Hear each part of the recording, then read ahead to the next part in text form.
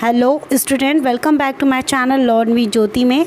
आज हम सॉल्व करने जा रहे हैं क्वेश्चन आंसर। चैप्टर 10 है, क्या ऐसा नहीं हो सकता। हिंदी भाषा भारती है। और इसके पहले के वीडियोस के लिंक इस वीडियो के डिस्क्रिप्शन बॉक्स में, वहाँ से आपको लिंक मिल जाएगा। और अगर बच्चों आप पहली बार मेरे चैनल पे आ रहे हैं तो चैनल को सब्सक्राइब और वीडियो को लाइक ज़रूर करें। तो चलिए स्टार्ट करते हैं। पहला क्वेश्चन है, सही विकल्प चुनकर लिखिए।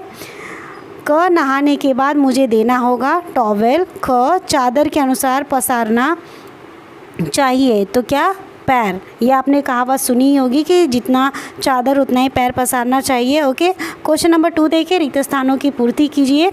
तो पहला रिक्त स्थान है, तुम अपने फटे डेस्क को चादर से ढक देते हो, बिस्तर को। ख, बिखरी हुई पुस्तकों को डेस्क से लगा देते हो, करीने। और ग, हम सबके चेहरे पर अभाव की डैश छाई हुई है, धुंध की।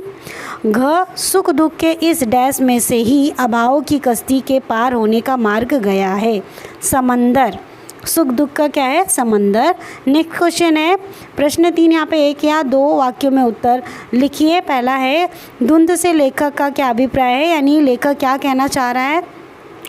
उत्तर, धुंध से लेखक का यह अभिप्राय है कि अपनी कमियों के अंधकार की छाया प्रत्येक मनुष्य के चेहरे पर छाई हुई है, अर्थात उन कमियों को किसी भी व्यक्ति के बाहरी चेहरे के हाव भाव से पहचाना जा सकता है।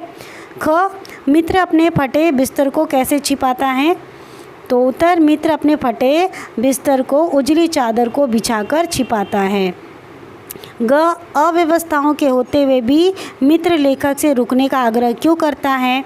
उत्तर, अव्यवस्थाओं के होते हुए भी लेखक से रुकने का आग्रह इसलिए करता है कि इन अभावों को दिखावे की चादर से न ढकते हुए, हे मेरे मित्र तू मेरे पास बैठ, प्रेम पूर्वक अपने परिवार से संबंधित सुख दुख की बातें कर, जिससे मन का बोझ कुछ हल्का हो सके और आडंबर के बोझ के नीचे अपनी आत्मा को कुचलने से बचा ले। घ, लेखक ने मित्र को राजनीति और साहित्य के बदले कौन सी बात करने की सलाह दी। उत्तर, लेखक ने अपने मित्र को सलाह देता है कि वह राजनीति और साहित्य की बातें न करे, उसे तो अपने बाल बच्चों से संबंधित घर और गृहस्थी की बातें करनी चाहिए, जिससे जीवन के सुख दुख के महासागर को पार करने का उपाय निकल सके। क्वेश्चन नंबर 4 है, 4-5 वाक्यों में उत्तर लिखिए। क, लेखक के लिए मित्र किस तरह सुविधा जुटाता है, लिखिए।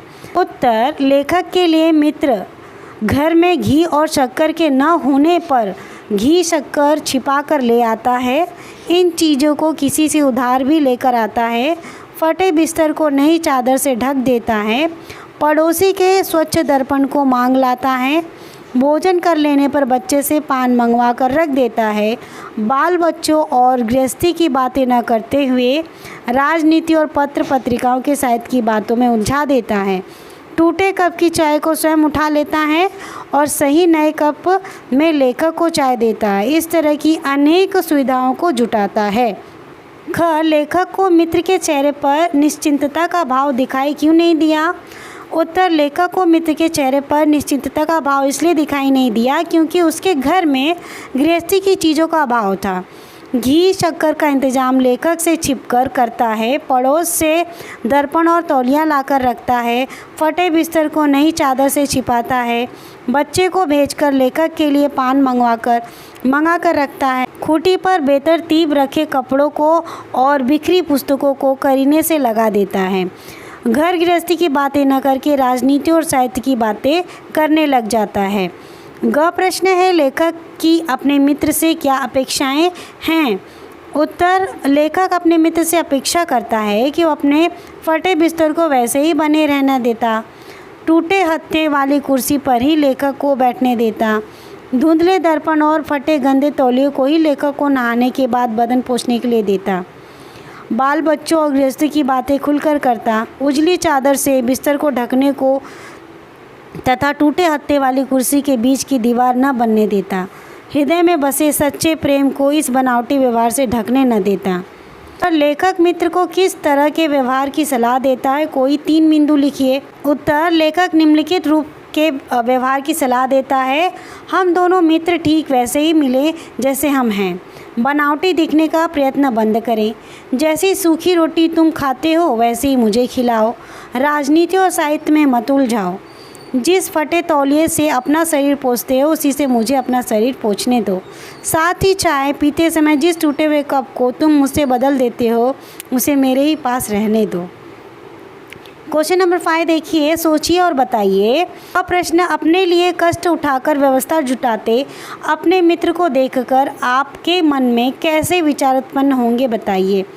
उत्तर, अपने लिए कष्ट उठाते हुए व्यवस्था जुटाने में लगे मित्र को देखकर मेरे मन में यह विचार आता है कि मेरा मित्र सामान्य रूप से वही रूखी सूखी रोटी खिलाता जो स्वयं खाता है। उजले चादर से फटे बिस्तर को ढकने के लिए टूटे हत्थे वाली कुर्सी को हटाते हुए गंदे फटे तौलियों को प्रयोग न करने देने के लिए उजले साफ दर्पण का पड़ोस से इंतजाम न करने की बात कहता। सच्चे प्रेम भरे व्यवहार को आडंबर से छिपाने की बात न करने की सोचता।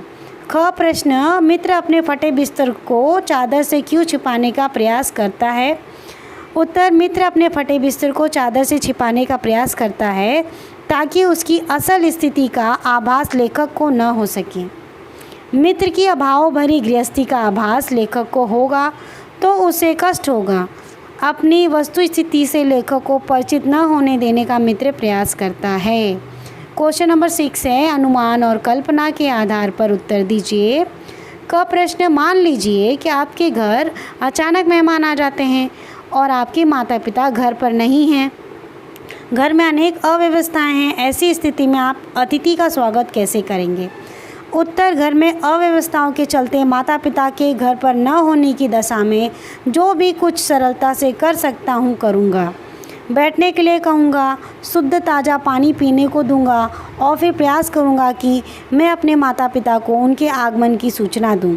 संभवतः आगंतुक मेहमान उस स्थिति में मेरी प्रार्थना के अनुसार रुके और माता पिता के आगमन तक प्रतीक्षा करें। उनके लिए घर में जो भी कुछ वस्तु होगी मैं उनके लिए प्रस्तुत करके उनका आतिथ्य करूँगा। ख, आपकी दृष्टि में उधार लेकर अथवा मांगकर व्यवस्था जुटाना कहाँ तक उचित है। उत्तर, मेरी दृष्टि में उधार लेकर या मांगकर व्यवस्था जुटाना बिल्कुल भी उचित नहीं है। अपनी स्थिति के अनुसार जो भी संभव हो सके उसी से अतिथि सत्कार व्यवस्था करना उचित है। किसी भी तरह के आडंबर का व्यवहार सच्चे प्रेम को छिपा देता है जिसकी चिंता उसके चेहरे पर झलक उठती है। ग, किसी के घर जाने पर आप फटे बिस्तर पर ध्यान देंगे या उसके स्नेह को प्राथमिकता देंगे। उत्तर, फटे बिस्तर पर ध्यान देने का कोई अर्थ नहीं है। स्नेह की पवित्रता महत्वपूर्ण है और उसी का प्राथमिकता से ध्यान रखना आनंददायी है। तो बच्चों, यहाँ पे क्वेश्चन आंसर पार्ट 1 कंप्लीट होता है और पार्ट 2 में हम हिंदी व्याकरण करेंगे नेक्स्ट वीडियो में। Till then bye bye.